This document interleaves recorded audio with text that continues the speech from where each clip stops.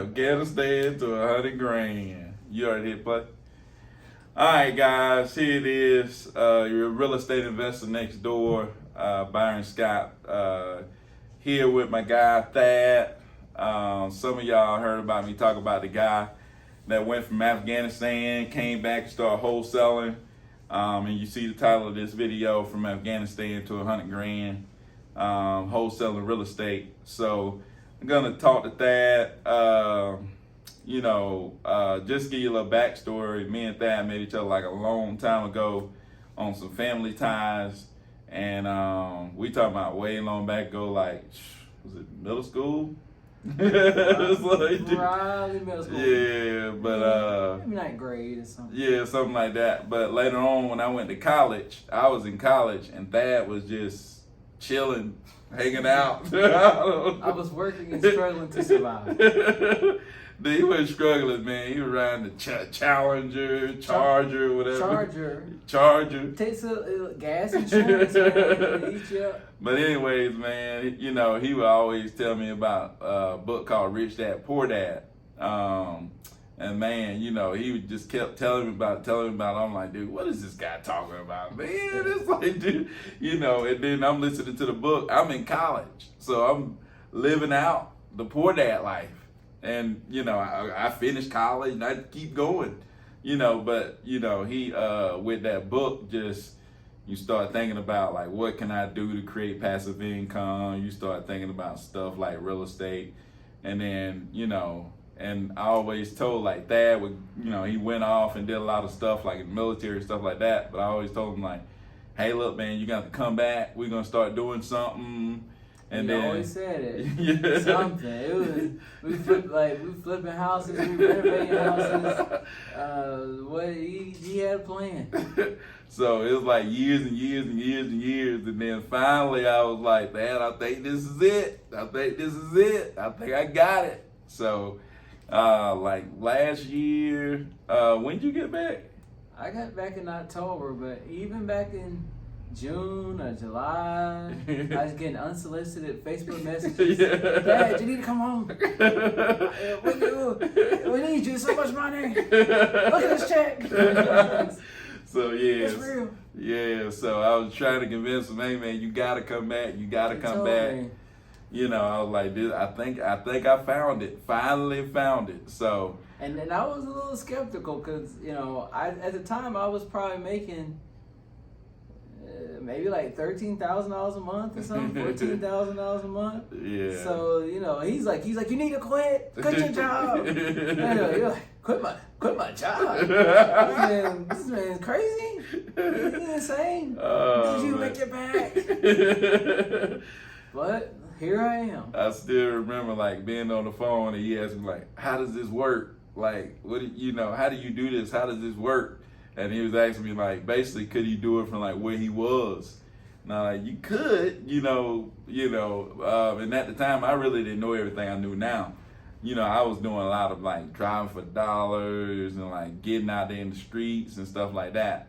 But like once, I guess once I did a couple of deals, he decided that he was gonna come back or whatever. But I'll let him go ahead and tell the story from there. So what kind of got you thinking, hey, I'm gonna come on back and give this a try? Well, COVID happened and I had already been in Afghanistan for about 7 months, so it was time for a break anyway. So I was gonna have to come back, but I was either gonna go back to Colombia, which I used to live in South America, Colombia, the country, and or I was gonna move all my stuff from Colombia and come up here. And I had a talk with my wife, and I was like, Byron, he wants us to come to the United States and, try business with him. Or we can go back to our house in Colombia and I can go back to work in January. So we talked about it. I was like, well, there's no harm in going to the United States and trying it and seeing, what happens. So that's pretty much, what happened with that. And speaking of Afghanistan, I'm pretty sure people want to know, like, what were you doing in Afghanistan? You know, all the stuff about Afghanistan is like. They want to know you guys want to know? It's a secret I can't tell you. I have to kill you. But what I can tell you is that I did a lot of switches and routers. I was at Bagram. I was at Kandahar. I don't know. Can I say that? I can say that. I was at Bagram. I was at Kandahar. Switches, routers, communications, making sure people, data, stuff like that. So yeah, man. So he was in. How long were you in Afghanistan? I worked at my job for about 3 years. The last time I was there for 7 months. It was more COVID related. We kind of got stuck out there. But Byron was like, this would be great because you're on your computer all day. Because my job, I was supposed to be at a computer all day, and he's like, I think at the time maybe you were using Lead Sherpa. I don't know if were you using Lead Sherpa? The lead Sherpa or Batch Leads? I can't remember. Maybe he's using Batch Leads or something. But he's like, some of the stuff you can do from a computer, or you can call people. He said you can always call somebody, and get a deal. And so I was like, well, maybe I could call people, but my time zone, and then there's a lot of, it's crazy. You're in Afghanistan, incoming, bombs. You be hearing like the whistle, So I don't know. It's just not the best place to be, like starting a new business, But yeah, that's I was in Afghanistan. It was fine though. All right, so now take us to like once you finally get back, like trying to get started wholesaling. Like, okay, so how was that, and what were you doing? To try to get a deal. What was that mindset? I was trading water. I was drowning in a sea of no's. I was like this, no. So I started in December, but I was kind of like my foot was in the water, like I was kind of testing it, but I hadn't dived in yet. So I can't say I was drowning. I didn't start off drowning till I dived in. Before I was just, my foot was in the water, so I wasn't gonna drown. We ain't gonna drown. I haven't quit my job yet. I didn't quit till January. But so it is December, and I had a friend who knew a guy. I have a friend that knows a guy who sees bank repos. That's another story, but he would see a list of like properties, that the bank was gonna like take their house or plan into it. They had their eyes on the house. So I was like, let me try those kind of lists, So you could call it like pre foreclosure. And I was trying those, but most of the people were upside down on their on the mortgages. They didn't have any equity. Negative equity, even if maybe you had to short sell or something. So it just wasn't working. I wasn't spending a lot of money, but it wasn't working. And Byron said, what was the original question? Nah, I was just asking you, like, how were you getting started? Like, what were you doing? Okay, and that's you what I said was you doing. got a lot of no's, right? So, I got a lot of no's. And then the people who finally did want to sell, they couldn't sell because they owe too much money, or wouldn't really make sense. There was one or two people that could maybe have been a deal, but it didn't work out.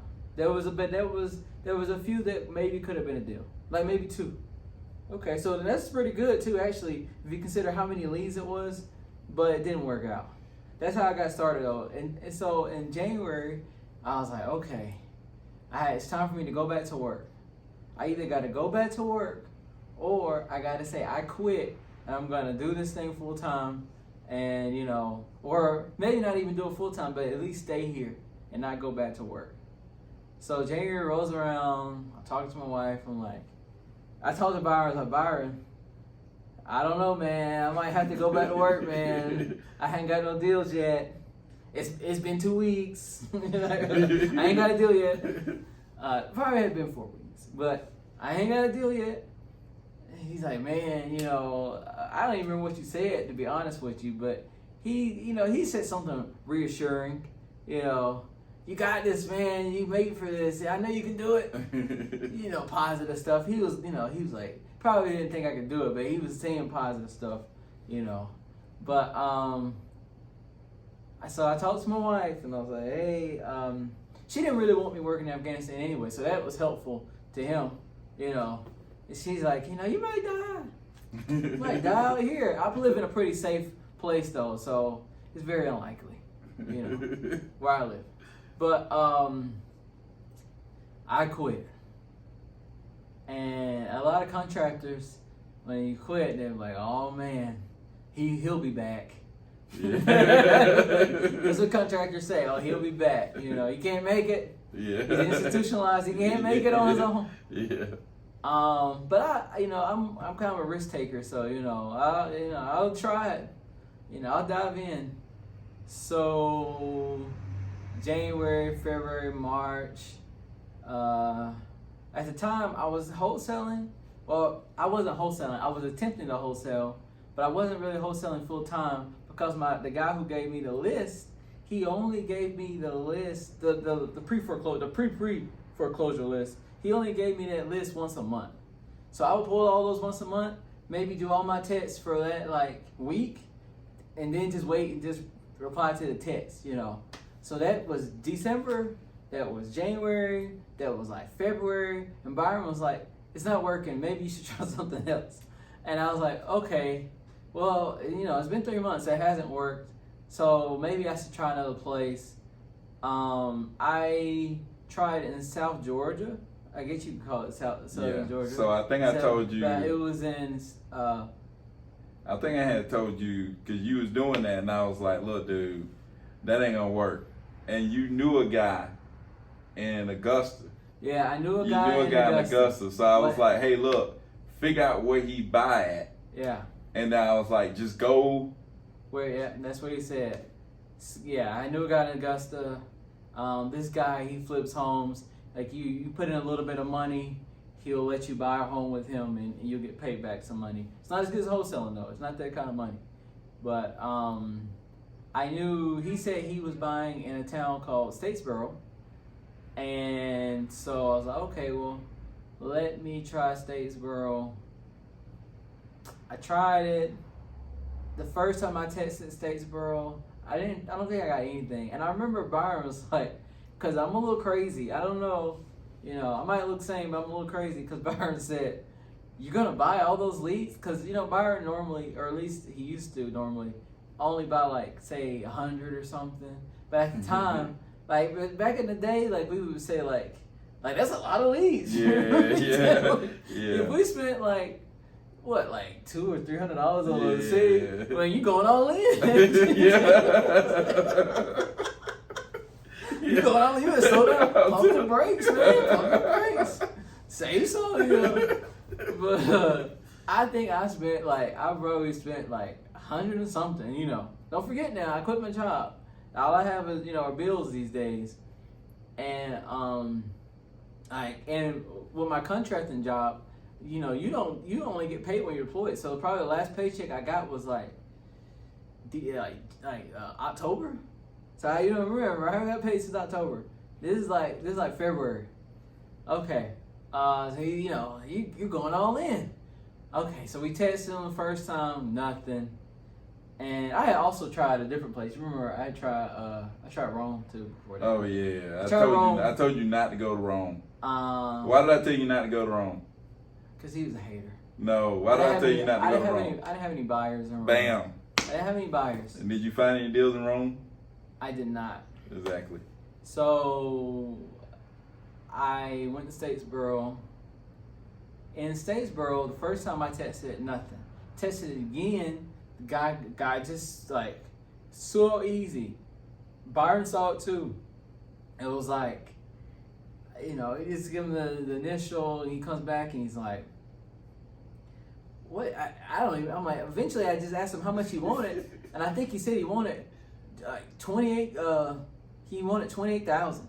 Cause I think we would say like, how much money do you want to walk away with? And he's like 28,000. But I'm like, how much money do you owe? Like, how much money do you owe? And he's like, he said something like about how much he thought he owed, and then I'm like, Jesus, this might be a deal. This might. Now it was in Statesboro, and I live in West Georgia. You know, Villa Rica, Douglasville area. I live in a small place that you guys never heard of, but you can say Villa Rica. So to get there, you gotta drive like maybe like 4.5 hours to get there. But this is my first deal. So get my wife. We don't have any kids, but I packed everything in the car. We're like, let's go down there, and see what's happening. So we drive down there, and I know his name. I want to say his name. I'm not gonna say his name, but his tenant's there. I had called. Okay. He talks about buyers, but I had a buyer from Augusta, but the buyer from Augusta did she show up? No, he didn't show up. He didn't show up the first time. So, I had been calling real estate agents and asking them, hey, do you have any cash buyers? Hey, do you have any cash buyers? Hey, do you have any cash buyers? I probably talked to like 6 or 7 real estate agents, and then I talked to so many real estate agents that when I was texting the Statesboro list, I knew their names. I said, oh, I know that person. Like, he told you their name, the person. Like, I know that real estate agent. Like, because I just saw, I was like, I know that. And there was an agent. It was her. Yeah. Which is crazy. I'm like, man, I've been in Statesboro too long. I know all the agents and the names and stuff. So you had to do a lot of TTPing. A lot of talking to people. A lot of talking to people. Gotta talk to people. A lot of talking to people. So talking, texting. Some of the people said, no, I can't do it. No, I can't do it. I came back again. They finally said, oh, yeah, I can do that. I'll send somebody over there. My original buyer from Augusta, first time I went to Statesboro, like it was kind of like a open house, but it was like we're going to inspect this house, and these are these are kind of like the inspectors with me. We taking some pictures. I come back, nobody wants to buy the house. And I thought we had it at a really good price. And I was like, I don't know what. Maybe I just don't understand the economy. I don't know why nobody wants to buy this house. So this guy right here, he was like, what are you going to do? I talked to the owner, talked him down, which was crazy because you're like, wow, you talked him down? I was like, yeah. I talked him down. He started low. I talked him down. I think I talked him down twice from his original price. He really wanted to sell. Highly motivated. But the crazy thing was, though, the first time I went there, I even said, why don't you relist the house? Why don't you do for sale by owner? And so that pretty much like eliminated, him listing it. He didn't want to list the house because he didn't want to fix the roof. He didn't want to do for sale by the owner or do anything because his tenant, he didn't want to bother her a lot. Okay, so I was like, oh, can't do too many more open houses. Yeah. I better hurry up and wrap this up. So the second time I went down there, the guy from Augusta, he sent an agent. I had called some more real estate agents, and I called, actually, no, he wasn't even there. So I called a bunch of other people. The tenant wasn't there. We couldn't even go inside. They could only see the outside. And then I said, okay, well, can they come tomorrow? Because they were all local. I wasn't local. And he says, yes, they can come tomorrow. And then I spoke to one of the agents I had spoke to before. I sent him the pictures because I had the pictures from before. I said, hey, I got this at a better price. Me still kind of being kind of stubborn. I think I had this guy at I had him at 60. Then I had him at 52, and then I had him at 45. And when I had him at 45, I was like,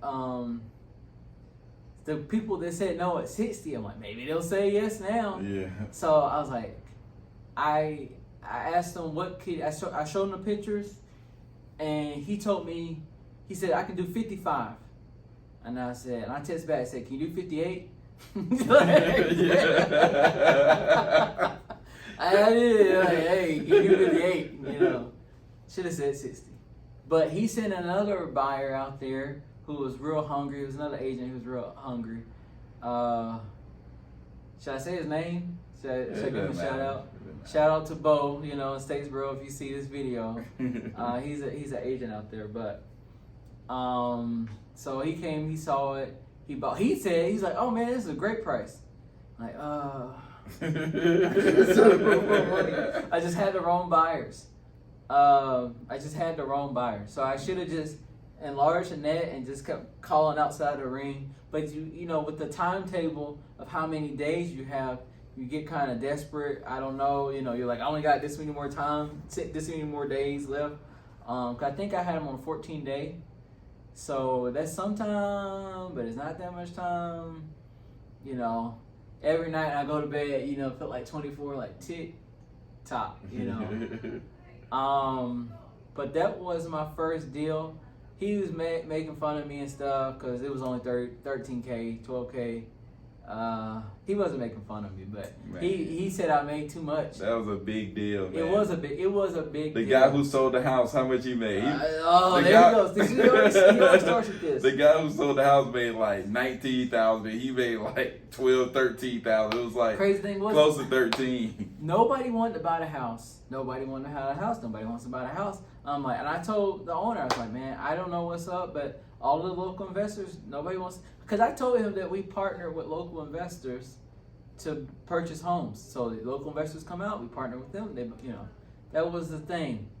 But I'm like, nobody wants to buy your house, man. You know, have you thought about for sale by owner? Have you thought about you know? Because I ain't trying to, you know. He's like, no, I don't want to do it. You know, I'm like, okay, well, if you didn't do that price reduction, you know, come on down. And then when I got the other buyer, he's like, oh, this price is great. Yeah. You know. That's a big thing, man. So I just my circle was too small. I should have just kept finding more buyers, but I did. And I guess I got trapped in that tunnel vision of just these buyers, you know, just these real estate agents. So that was probably, you know, that's a mistake. That was a mistake on my part. But that was my first deal, and after that, you know, I could, you know, leave the lights on, you know. You know, so didn't have to eat ramen anymore. You know. So you had to call a lot of people. Had to call a lot of people. Talk to a lot of people. Talk to a lot of people. A lot of people tell you no. A lot of people told me no. How many times you had to travel all the way down to the state? I drove to Statesboro twice. Drove to Statesboro twice. How many hours is that on the road? Probably eight each way, so 16. 16 hours on the road, and it took you how long to get the deal? From when you first started out? I feel like it took like 2 months and a half or something. I don't know. It felt like it took like 2 months and a half. Like took like 2 weeks of searching, and maybe I'm like, did I ask for an extension? Maybe we asked for like an extension, and then the closing like after we finally, you know, got somebody, like I swear it felt like might have been 2 months. Yeah. Might have been 2 months. Gotcha. So, yeah, man, sometimes, you know, well, most of the times you got to talk to a lot of people. You got to be willing to take a lot of no's. You got to be willing to go do whatever it takes to get a deal. And like you said, the buyers a lot of times they'll make the deal. So after you did that first deal, it kind of gave you a little confidence. Like, where did you go from there? I got a little bit of swag. I was like, okay, I got a game plan on how to do this. So then I bought the whole city, the rest of the whole city. Because I pretty much had the whole city, but so the second list was a lot smaller than the first list. But I'm like, let me make sure I get everybody. I worked with Bo for a little bit. Got some more deals down there, like you know, close to Savannah. All in all, we ended up getting, you know, but that took a while. It was the first deal, and then it was kind of like a pause. But I started like spreading out. You call this the kudzu phase. Yeah, I don't know if y'all know what kudzu is, but it's like a green plant that like climbs up everything. That's when I was like, you know, germinating, pollinating everything, you know. So I started searching all over the place. So we was searching. I was searching in South Carolina, like a bunch of cities. I hit up like 3 cities in South Carolina. I had some things that could have maybe even been like really big deals, but then none of them came through. Flaky buyers, not very trustworthy. It didn't work out, but it could have failed. Like sometimes it could have. Is it gonna land heads, land on tails? It didn't work out, but I started spreading out, and I don't remember. He was complaining. I think he complains a lot. Yeah. He complains a lot. Cause you don't listen, man. I tried to tell you how to do it. I quit my job. And he still wouldn't listen to me. He told me to stop doing the pre-foreclosures. I stopped. And then what happened when you stopped doing it? I'm saying You went and got a deal. I've been listening to this man the whole time. He's still hard-headed. This is the GOAT right here. No, he's still hard-headed. This is the GOAT. Then I told you, hey, look, stop looking in all these different places because you don't have buyers or solid buyers in these places. Well, sometimes it's hard to know if they're solid or not until you're supposed to close. How do you know they're solid? They ready to buy. They got to be ready to buy. They got to be ready to go. They said they were ready. Yeah, saying and doing is two different things. But how will you know they're ready until the opportunity comes up? Has Matthew brought it in? Wow, you call him by name. You can't take him on TV, guys. I'm just saying, we had a guy that he was saying that was the buyer. Throw him under the bus. The guy never bought a deal, man. It's like some people's like, dude, if they ain't ready to buy, man, they ain't real. It's like, dude, they got to be ready to go. Like if you bring them something that they said they can do, and they still don't buy it, man, you got to move on. Yeah. So that happened once, but in his defense, he did go look at a lot of properties for me. Person, can you look at this property? Yeah, I go look at it. His name was Matthew. Jesus, man. Yeah. But anyway, so you was going to all these different places. Then what happened next? After that happened, I got a couple more deals with my boy Bo. Yeah. And then Byron was like,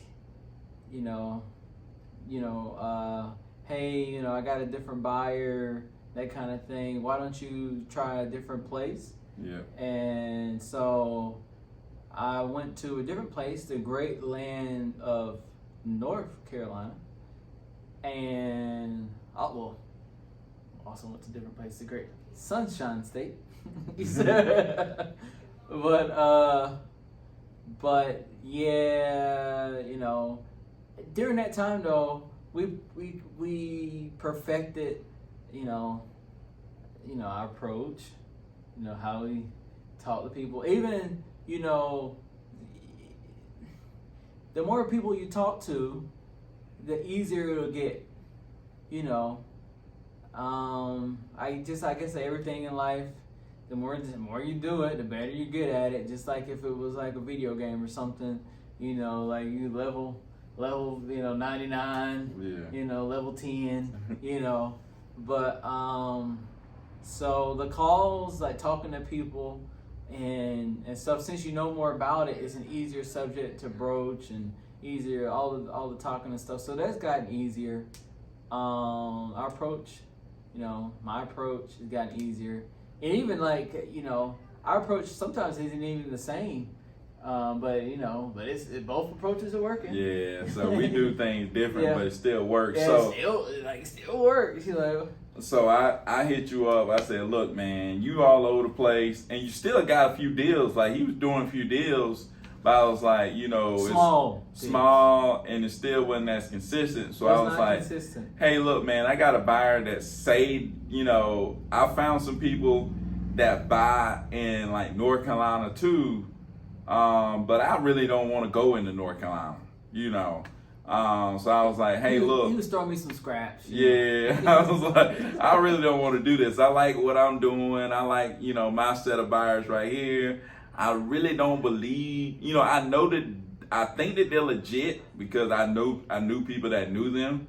But I really wasn't going to go and try them out like that, He's very, cautious. Yeah, I'm very conservative. Like the way we do this is conservative. He doesn't like, until there's a proof of concept that it actually worked, they've actually bought, they've actually going to do what they say. He's very like, which is good. It'll probably save you thousands, over the long term, or but anyway. He always looking on like the forward side, like it's gonna even if it's gonna cost you 1,000, if it makes you 10, yeah. So but he thinks that way. So he goes and I hook him up with this buyer. It's like, hey, look, man, this, and so he goes into North Carolina, and he's just started pulling lists in different areas that the buyer said they would buy. So pretty much now you like kind of in a bunch of different places all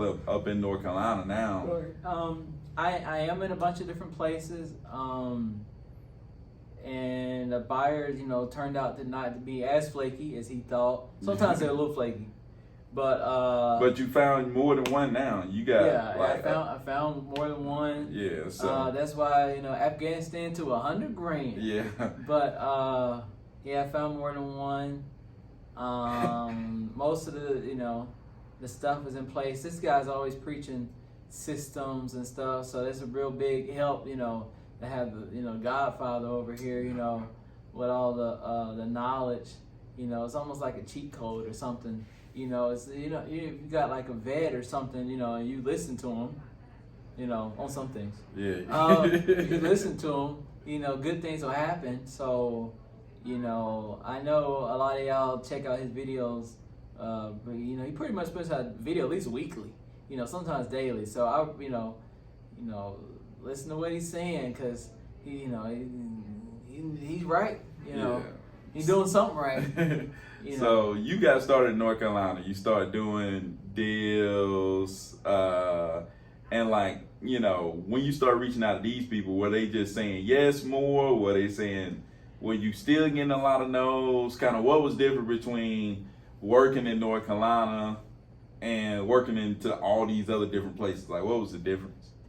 I'm sure you guys and gals might notice if you guys are calling or even mailing, maybe not mailers, but the people in certain cities have a different vibe about them. Some cities are kind of nice.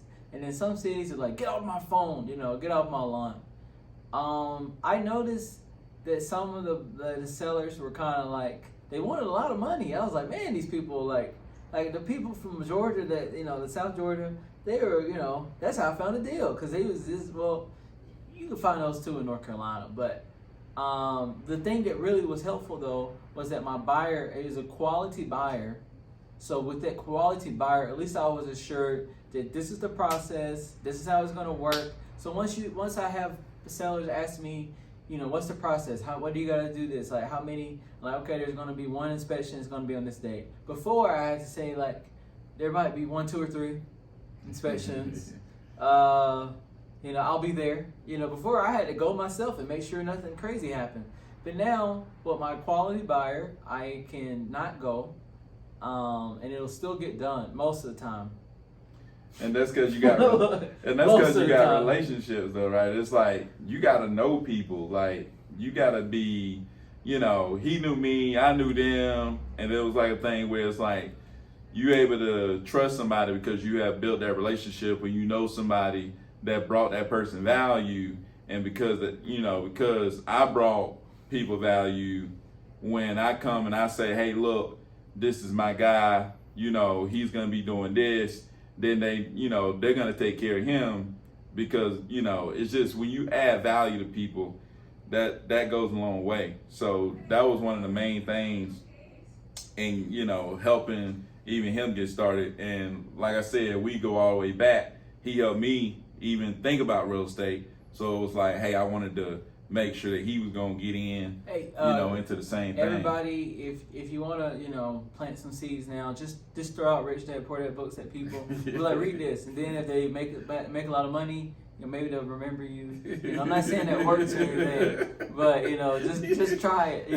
It only costs buy 5 copies and hit 5 people. More copies, more chances to win. But I guess I won.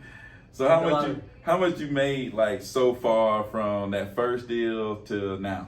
Wow, man, you just gotta ask the most personal questions. But let me get So up. it's just been 2021. Well, It's just been 2021. all So right, hold on. The original one. I always want to say the guy's name, but I don't want to say it here. That was like 13, 12. Like 5, 12, 5, 40, 5. yeah, like a 3K deal. I know, I'm like 13, 16. So maybe 40, 13, 10, 12. What's that? I think you probably made I calculated about 70, somewhere like that. Somewhere 40, around 70. 10, 50, yeah.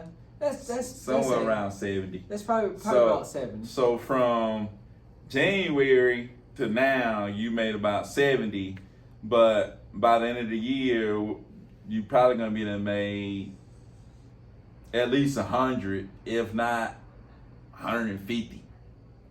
That is probably correct. By the end of the year, hopefully, I'll be at those marks. If not, even if I'm not though, I should be though. I would expect that. I would. That's pretty safe bet. Yeah, that's very safe. Just bet. the steamroll that you created, but it's like I got some closings. Like in a few days this month. Yeah, you got some big ones coming up. Oh yeah, we got to talk about the 40K deal, man. What about the 40K deal? The 40K deal, man. He just said 40K like it was just nothing. I had a 40K Tell us about the 40K deal real quick. I had a 40K deal. On this one, we had a difference of opinion. It never would have been a 40K deal if it wasn't for the both of us. I'll give him a little bit of credit. He gets some credit with this one, but I don't know how much you want me to say about this. But we had a couple of different buyers. I thought that one buyer was going to be kind of shady, so I had the great idea that somebody thought was a stupid idea, but I said a great idea to send 2 inspectors from both buyers on the same day, pretty much at the same time. He was like, dude's not gonna work, whatever. I don't know what he was saying. Drinking that haterade. It's like, dude, those buyers gonna go crazy when they I see still each did other, it. dude. Nothing happened. They didn't even know. They found out. But that was because of me. But anyway. And they got mad. One buyer got mad. It was like, dude, if you're gonna send other people, don't send me and somebody else out there. But I got paid. Oh man, that's it was a big crazy. payday, and it wasn't going to be that much. And they were trying to get me. This was the first time, I guess I had been lucky with people who weren't out to get me, but they were pretty much out to get me. Like they told me they could do a price. They looked at the house, and then it came back like 40 grand under what they promised they could do. Yeah. And then when I said, well, I'm just going to go with the other person, they're like, oh, well, I can do more. Well, if you could do more, then why did you tell me that you inspected the house and you couldn't do it? That's why I said 2, because I didn't trust you. Yeah. But, so then it was like a little bidding war for a second there. They were kind of like, one person said that they could go up, the other person went up. And then, so that was Byron helping me on the other side, using his reputation and prestige, to get it to go up on the other side. But at the end of the day, it ended up being a 40K. Even though he gave me a hard time about sending 2 inspectors. Dude, why would you send 2 inspectors? I got 40K. But it worked out. But yeah, they really tried to get me. They remember. Sometimes we use it as a catchphrase. I don't know if we want to say it catchphrase here, but we would say, "Remember the street." People say, "Remember the Alamo." We remember that. Never forget. Never forget. But yeah. But that was a big deal, man. That 40K big deal. and came through, and man, I felt really good for myself. Yeah, so, we own. Yeah, we own, man. We own. But anyways, yeah, that was a big deal. But yeah, man. So just hearing the story going from Afghanistan to making it just so far, $70,000 so far, and I mean the next few weeks he's gonna be at 100. So that's why we say, from Afghanistan to 100K wholesaling real estate is really gonna be over $100,000, wholesaling real estate. Because how much you got under contract right now? Under contract right Yeah, you just had to guess. Just guess the number real quick. How much you got under contract right now? 50, 70? No, it's 100. It's probably 100. I mean, this guy got $100,000 worth of. It's probably like 50, 25, 7. You know the 7. Yeah. 50, 25, 7. The one closing on the 19th is like a 15. Man. I got another lady closing in November. I got 13K. Yeah. I helped my daddy make 13K. That's a story for another video. Yeah. But he helped my daddy make 13K. Yeah, you did that, man. But 13 and 13 for me and my daddy. That's next month. It's gotta be over. Yeah, gotta be about 100K that yeah. he gonna close for the end of the year. So, I mean, and then he gonna get more deals for it. He may be at $200,000 by the end of the year. So, that's the thing, man. We just picking up, and like I told y'all, like we squatted up. So, we use mostly the same systems. A lot of time, we in the same system basically. I kind of brought them on. It's like, hey, look, we use the same system. We split the cost. You do your thing. Like, you got your areas that you work in, buyers that you work with. You do your thing, and I'll do mine over here, and we'll just help each other and do stuff like that. So, I just wanted to bring him on, tell his story, bring it to y'all, because y'all hear me talk about him a lot. Yeah, he forced me. He was like, man, if you don't get on this video. But I was camera shy, but I guess, I wanted, to help somebody else. Like, he helped me. So hopefully, you listen to my story, y'all listen to what he's saying, most of it. And, make a lot of money, because what he says could make you, a lot of money if you listen. So hopefully, y'all can learn something from what he's saying. But anyway, so we're going to go ahead and get out of here, man. Like I said, from Afghanistan to 100K wholesaling real estate is definitely possible. I went from, delivering pizzas to make extra money to, making money wholesaling real estate. So it doesn't matter where you start. You just got to be willing to grind, willing to sacrifice, willing to talk to a bunch of people. What I believe is the biggest, factor is finding the right buyers and then reaching out to a ton of people to figure out who want to sell. So one other thing, that the reason I knew this was real is because, I knew it was real too, but before my first deal, there was somebody else who got a first deal, which is a story for another video, but it was my wife.